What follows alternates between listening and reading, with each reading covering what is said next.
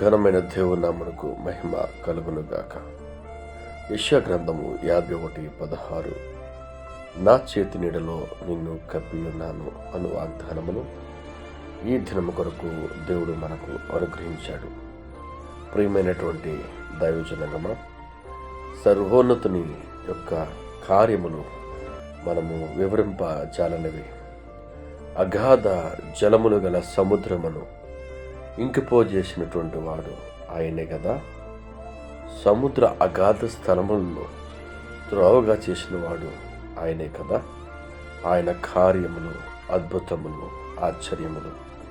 అలాంటి సర్వోన్నతుని దేవుని చేతి నీడలో నిన్ను నన్ను కప్పించాడు.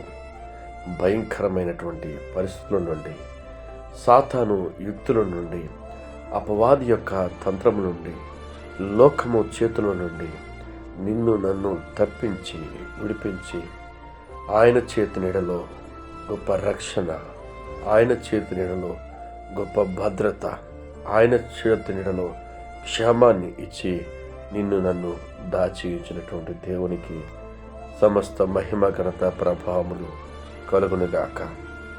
యెహోవా విమోచించిన వారు సంగీతనాదంతో సియోనుకు వస్తారని, నిత్య సంతోషము వారి తల మీద ఉంటుందని ఆయన సెలవిస్తున్నాడు. నీకు ఆయన చేతి నీడలో క్షేమము, నీకు ఆయన చేతి నీడలో భద్రత, నీకు ఆయన చేతి నీడలో ఆశీర్వాదములు ఉన్నాయి.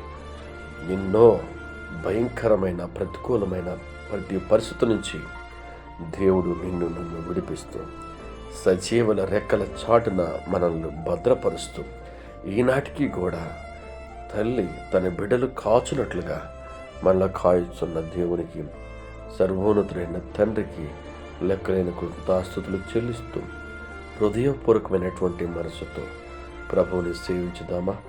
హృదయపూర్వకమైనటువంటి ఆలోచనతో ప్రభువుని వెంబడిద్దామా?